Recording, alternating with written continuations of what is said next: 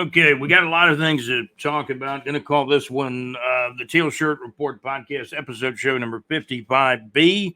I believe the microphone is on. Check, check, check. You ever heard that at concerts? Or checking the microphone? Probably the best radio engineer I ever had during my terrestrial radio days was a guy named Radio Randy, the late Radio Randy. Passed away a number of years ago. I think Randy had Parkinson's disease. He was older than me, but a good friend and a good radio engineer back in the day. Helped us a lot up in Western Georgia. Should Trent Baalke get fired? My inclination would be yes. I mean, I can sit here and tell you how we got to this point. How Trent Baalke became the general manager of the Jacksonville Jaguars at one time. Now, he's got experience. At one time, he was the San Francisco 49ers general manager, and that didn't end well. Jim Harbaugh, you might remember, was his coach and ended up leaving for Michigan. And I do remember at that juncture when Coach Jim Harbaugh left the San Francisco 49ers, I know there was an exodus of players from San Francisco, probably 3, 4, 5, 6 players that either retired or just decided not to come back. They were not happy with what went on. Now, one thing General Manager Trent Baalke has done in Jacksonville, he's re-signed a lot of players, a lot of money. And I'm going to tell you right off the bat, there's players that are not earning their money with the Jacksonville Jaguars. I just have to say it. I'm going to go on the record. They are simply not earning their money. And Trent Baalke has signed these, put these deals together. I'm not saying that all the players haven't earned their money, but there are players on this roster that have not earned their money. Should I call guys out by name? I think you know who they are. Some, there's players that fumble sometimes, and it happens. Passes not thrown well. It happens. Passes dropped. So what I'm calling it is a circle of team errors, which probably starts at the top with General Manager Trent Baalke. Now, I saw some stuff on Twitter, which is now known as the X's. Well, it looks like Baalke and Con are tied together, and maybe Doug will be the guy that gets shown the door first. I don't like that scenario. I was never a big Doug Peterson fan. However, I accepted Doug. When General Manager Trent Baalke said, we're going to sign Trevor to a new long-term contract, it surprised me that they would sign him that quick. They could have signed him the next year or even just a few months later after we got into this season. Then I think the Jags would probably have some bargaining power on what's transpired this year. But it's not one player. It is not one player. Then you get Andre Cisco. He was quoted in a media interview as saying that he thought some of the players had quit. Andre Cisco, he felt like the team quit. He really didn't call out any guys by name. But when a player says that, and I'm kind of glad he said it, because if he didn't say it, what are we to think? Now, is he not telling the right thing? I think there's some truth in what he's saying. I really do. Get blown out in London, kind of throw up your arms after a while and, get blown out at an NFL game. I've always said in the NFL, there's 1 or 2 blowouts a season, and the rest of the games are decided really, really close down into most of the time in the fourth quarter. So, good news, Jaguars get the stadium unanimously voted on with yes votes from the other NFL owners. Unanimous vote. Nobody voted against the stadium in Jacksonville. I think it was all 32 owners. It was unanimous. That would make 32 owners, right? As long as they all voted. I think they needed 24 votes out of the 32 to get the stadium deal through. That was just a matter of time for that to happen. That was going to happen. But when you look back at the history of the Jacksonville Jaguars, Long about 1991, 92, early 93, you're thinking the national media, they're laughing. They're saying, oh, Jacksonville, Florida will never get a team. But we did. And it is and has been called a Cinderella story. And I lived it. I was born here. I went to NFL exhibition games in the early 1970s when I was probably a 6, 7, 8-year-old kid. New York Jets came here. Joe Namath, Steve Spurrier was a backup with the San Francisco 49ers and their punter. San Francisco, the Jets played. I believe Buffalo and San Francisco played. Those were some of the teams that came to Jacksonville in the early 1970s. Man, it was so cool. I was a young kid, got to go to those games. That is when it started as far as Jacksonville saying, hey, NFL, we deserve a team. We got NFL exhibition games here. Along about 1974, the WFL comes in. Great crowds. USFL in the next decade, great crowds. And this city was not going to be denied. Now, I know I've talked about it in back rooms during NFL playoff games. Well, Jacksonville, they're lucky to have a team. Are things like that still being said in the NFL offices? Our officiating has been, I feel like we've got some bad officiating over the years. I'm not saying that hadn't gotten good calls, because we have, but we've gotten a lot of bad calls too. AFC Championship game. I know my executive producer saying, Scott, let it go. Just let it go. Well, it's hard for me too. I will tell you that I was really proud in the last home game, not the Chicago game, but in the victory over the Colts a couple of weeks ago, that former Jacksonville Jaguars GM/coach Tom Coughlin was inducted into the Pride of the Jaguars. Fred Taylor's already in there. Jimmy Smith, Mark Brunell, Tony Baselli, also an NFL Hall of Famer and member of the Pride, is in there.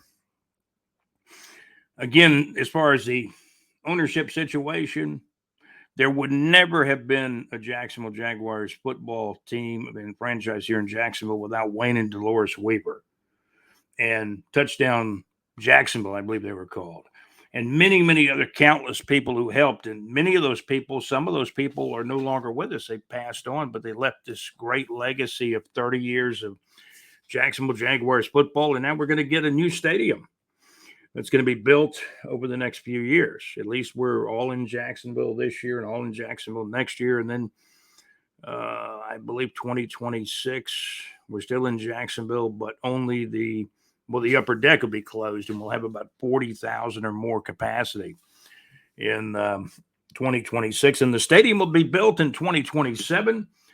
And it's kind of down to two cities on who will host the Jaguars. I'm sure there'll be the 1 or 2 games in London, but in 2027, it's going to be interesting because it's going to be either Gainesville or Orlando. Is there a chance there could be games played at both these sites? Or if it's one or the other, I hope it's Gainesville. Gainesville's a lot closer. It's just 75 miles down the road. Orlando, you got to get on I-4 in most cases, unless you drive the back roads. It's going to be, in bad traffic, it's going to be 2.5, 3 hours to Orlando sometimes. So I'm hoping for Gainesville. The stickler in Gainesville, I kept hearing, was the visiting locker room was not up to NFL standards, and that's something that they can work on in the next year. And maybe Florida's able to renovate their stadium, and it'll help the Gator program too. So that's a little synopsis of what's going on. This is episode show number 55B. John Gaylor, give me some 55s. I think I'm going to look at that. I also looked up Florida Gators have had some 55s too, including back in 1974, linebacker, great if you remember him, Ralph Ortega. Played linebacker, great linebacker at Florida back. His senior year was 1974. So I remember him when I was a kid. I know he played at Florida, say 72, 73, 74. Freshmen were not allowed to play back then, I don't believe. It was somewhere in there where the freshmen couldn't play. And then they started, I forget, I got to find out what year that was, where they started letting freshmen play, because at one time they didn't let freshmen play around that same period of time, or a couple of years earlier than that. But Ralph Ortega, great name in college football with the University of Florida, wore number 55. John Gaylor gave me some number 55s. this morning too. Okay, so we got the 50 current. There is a current Jaguar, Tanner Muse, number 55, a linebacker from Clemson, who is on the Jaguars practice squad.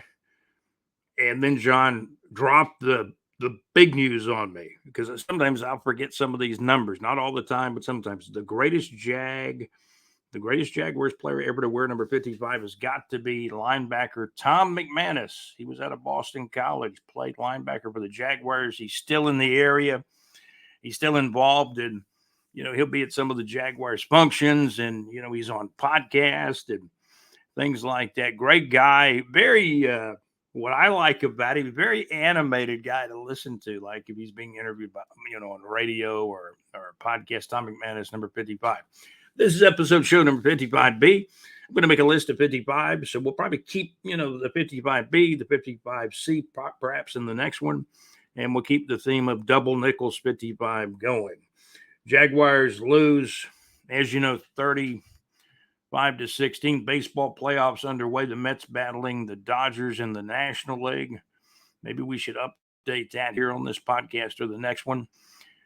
We appreciate you guys tuning in and helping us. We really started, we started the podcast back in 2020, January of 2020. Been on audio for 5 years, and now we're new as far as YouTube with the infancy of our podcast on YouTube.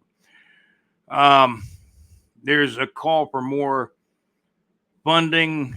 After the storms have passed away, I'm looking at some stuff on the news. 62 degrees in Jacksonville. It's going to get cooler. The news is some clouds today on October the 16th, on Wednesday, October the 16th, and then clearing by late Wednesday night, October the 16th. High temperatures around 71, but lows now at night around 51 or possibly even lower. 71 for the high, 51 for the low. And we're on Twitter too. Scott Mullis at Big J Report. Scott, it was pretty cool. The owners did vote unanimously to approve the new Jacksonville Jaguars Stadium of the future, which will be built over time. As we kind of got around to stating 2027, wow, that seems like a long time away, but in 2 or 3 years, the stadium will be really getting into the height of the building of the new stadium in 2026 and really in earnest in 2027. Jaguars will play in 2027. It looks like either Gainesville, Florida, or Orlando, or maybe a combination of both. I would prefer Gainesville. It's closer by. And the Orlando thing it bothers me a little bit. But the Jaguars will be playing in Gainesville or Orlando in 2027. The stadium should be completely done, finished, and wrapped up for the 2028 season. That's kind of the timeline of the stadium. I'm looking at some weather info from bigjreport.com. Currently some clouds and 64 degrees in Jacksonville, Florida at 6:15 a.m. earlier this morning on Wednesday morning, October the 16th of 2024. Turning cooler today. Some clouds today, but clearing, breezy at times, and much cooler tonight in North Florida. High around 71, low 51, winds north at about 14 to 17 miles per hour. This info comes to us from Big J Report. NFL Monday Night Football, Buffalo Bills handed the Jets a loss. Buffalo Bills 23, the Jets 20. I think I just heard a story. It was a rumor at first, but I think Devontae Adams is being traded to the New York Jets. And the Jets are all in trying to do something this year with quarterback Aaron Rodgers. He's only got so much time left in his career, I'm afraid. We'll take a look at some college football games. Again, first and foremost, Chicago Bears 35, Jacksonville Jaguars 16, a final now. Any thoughts on should someone be getting fired now? The Jaguars are 1-5. They've been 2-10 in their last 12 games, extending back to last year in 2023. So, should somebody be getting fired? Probably. Shad Khan is normally loyal to the people he hires. And then I heard John Gaylor say they may wait till the end of the season. Or if the Jaguars are sitting at 1-10, I've had people saying that might be the magic number to unload somebody. Um, Former Jags kicker Brandon McManus has had some off the field issues. Former Jags kicker has signed with the Green Bay Packers. He's had some legal troubles, and I'm not going to go into all the details. Some people will. But he is able to continue his NFL career now with the Green Bay Packers. Somebody's always looking for a kicker. I think on the field, McManus was okay, but he was a little disappointing on what the Jaguars thought they would get out of him. The rookie kicker has been pretty good, Cam Little, for the Jacksonville Jaguars. Cam Little has been pretty good. He's made most of his kicks. He's a guy that can grow with the team and the franchise, no doubt about it. Looking at, let me see here, some of the other stuff. Let's see, some of the other scores. We've had some college football scores. We'll run down for you.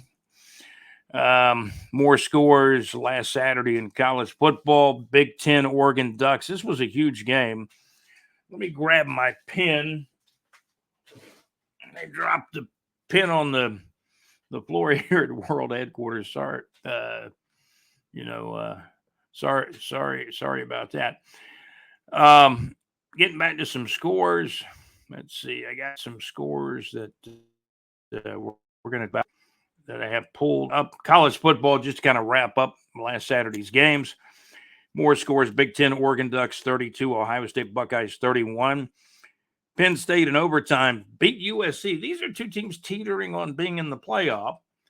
I kept hearing a comment by some of the four-letter network guys. I think it was during the Florida game. Playoff bubble. They were calling it the playoff bubble. So they're going to try to put as many teams on the bubble as they can. But, with 12 teams, that's plenty of teams to make the playoffs. Teams 13 and 14 should not be crying at all. I think there should probably, in reality, only be 8 teams in the playoffs, with maybe one play-in game or two. But aren't conference championship games, aren't they kind of like playoff games too, wouldn't you think? So in the Big Ten, Oregon Ducks 32, Ohio State Buckeyes 31, a final, Penn State 33, USC 30. All 4 of those teams have a shot at perhaps making the 12-team playoff. College football, SEC, Tennessee won a huge game over Florida, and probably the victory gets Tennessee kind of back in the hunt toward the playoff. Give Billy Napier credit. He's had his team ready to play the last couple of weeks with the Central Florida win. And now, they were like an 11.5-point underdog at one time, a 15.5-point underdog. And Florida played them to overtime. Florida probably should have gone for 2. And can you imagine the headline? Florida goes for 2 and wins 18-17 over Kentucky. No, I mean over Tennessee. I'm sorry, over Tennessee. Vanderbilt beat Kentucky this past week, though. But can you imagine the headline if Florida goes for 2 points and makes it? Florida 18, Tennessee 17. Scared money don't make money. You probably hear that phrase again. And Napier came out like he was going to go for 2. They had a weird offensive setup with everybody spread way out to one side. It looked like a few people on the other side. And then Tennessee got bothered by that. And I understand why. It probably would have been a penalty called if they ran the play anyway. The way, looked like it was a tough way to line up. And then Tennessee called timeout smartly. Everything was reset, and Florida decided, hey, we're just going to kick the extra point and go into overtime. Tennessee clearly outplayed Florida in the overtime. The Tennessee defense played very, very well in the overtime and really bottled up Lagway. There was one play like on third down in the overtime where Lagway's running to the right, and he basically kind of ran out of room. And it was a tough play for Lagway, but he's got a lot of potential. I like him as a quarterback. Graham Mertz appears like, he had a serious injury. Looks like he's going to miss the rest of the year. So it looks like things are going to turn over to DJ Lagway. There's even a new backup quarterback from Florida now, but it looks like it's Lagway's job from here on out, at least in 2024. And, if Billy Napier's not around, does Lagway leave after this year? A lot of college players are moving around with those new NIL deals. I hope Lagway stays. He's got a lot of potential. I like the way he throws the ball. He can run it. He's definitely a new age quarterback. DJ Lagway, a true freshman this year at the University of Florida. Graham Mertz is hurt. Lagway is now going to be the starter apparently the rest of the way, and Florida's moved their third-string quarterback. His name escapes me, but we'll talk about him in future podcasts as well. Some of the games around the SEC: Tennessee 23, Florida 17, a final in overtime. Ole Miss lost. Everybody at Florida, the fan base is wanting Lane Kiffin, but he lost another game. LSU came from behind to defeat Ole Miss. LSU 29, Ole Miss 26, a final in overtime. That's the second loss for Ole Miss. They lost to Kentucky back, about 3 weeks ago. Vanderbilt beat Kentucky 20-13, a final. The Commodores, those Commodores have won a couple of big games now. They beat Kentucky. They beat Alabama. Vanderbilt's got 2 conference wins already here in mid-October. Georgia, the Dogs, beat Mississippi State. Florida beat Mississippi State too. Georgia 41, Mississippi State 31, a final. Alabama had to come from behind and win a close one. Alabama 27, South Carolina 25, a final on Saturday, October the 13th of 2024. Georgia Tech has been a surprise team in the ACC. Georgia Tech is now 5-2. Georgia Tech beat North Carolina 41-34. We got a lot more stuff to get to. We'll do it in future podcasts. We do want to salute Ralph Ortega, who wore number 55. Tom McManus, the most famous 55 of them all, linebacker with the Jacksonville Jaguars back in the mid to late 1990s era. Jaguars won a lot of football games in 99. 14 games, 14-3. Lost all 3 games to the Titans. Boy, that was a tough year. Tough one to swallow. Everybody thought the Jags were going to the Super Bowl that year, but they did make it to the AFC Championship game before bowing out to the Titans. I'm going to wrap things up. There's a lot more stuff to talk about, obviously. I know Texas blew out Oklahoma. Texas 34, Oklahoma 3. Still working on the BigJReport.com SEC power rankings. We're going to work on that in the next day or two. We're going to have a lot of content coming to you. So there's more stuff coming, North Florida Entertainment, so stick with us. My name's Scott. We're brought to you by Saucer Realty and Capital. I hear the train in the background, by the way, early in the morning. Saucer Realty and Capital for your real estate needs in North Florida, whether it's home, residential, business, or commercial real estate. You'll find the link to Saucer Realty and Capital on our website at BigJReport.com. The Mad Max Mix.weebly.com. We listen to Mad Max every Wednesday night. He plays requests. He'll give you his phone number during the show at madmaxmix.weebly.com. He plays classic rock classics, music, pop classics. Check out Mad Max each Wednesday night. And don't forget about JC's show. JC live from the pub on Thursday nights at Lakeview Fall of Hits. LakeviewFallOfHits.com. Great internet radio where it's absolutely all good. Want to thank my executive producer, JC. His Buffalo Bills won on Monday night by 3 points over the Jets. I picked them in the football pool, JC. They were a 2.5-point favorite when the pool came out, and Buffalo covered the 2.5 points by winning. What was the final score? 23-20, I believe. Buffalo 23, the New York Jets 20. Meanwhile, the Jacksonville Jaguars lose 35-16 to the Bears in London, at Tottenham Hotspur Stadium in England. So that's some of what went on. Tampa Bay Buccaneers scored 51 points in routing the New Orleans Saints. I think that game was actually played in New Orleans too. Man, how did Tampa Bay score 51 points on the New Orleans Saints defense in New Orleans with Baker Mayfield? Tampa Bay won that one 51-27 over the New Orleans Saints. I want to thank our producers, our executive producer, JC, for helping to put this thing together called the Teal Shirt Report Podcast. I want to thank Alex Nunnery and our contributor and correspondent, John Gaylor. Thank you guys so much for listening and watching. Please, if you don't do anything else today, give us a thumbs up, like the podcast, and even more so, subscribe to us. And then you'll get all the content, because all our content is going to end up on YouTube primarily. However, we've done the audio platforms since 2020, and most, not all, but most of these podcasts will be on our audio platforms as well. But if you subscribe to the channel on YouTube, you won't miss a thing. But we're going to continue to be on the audio platforms and be on YouTube. This is the infancy, the absolute infancy of our YouTube channel, the Teal Shirt Report podcast at bigjreport.com. You guys have a great day. Thank you for listening and watching. We got more coming up in just a few hours, so stay with us, okay? Thank you for listening and watching. I'm Scott, your host for the Teal Shirt Report podcast.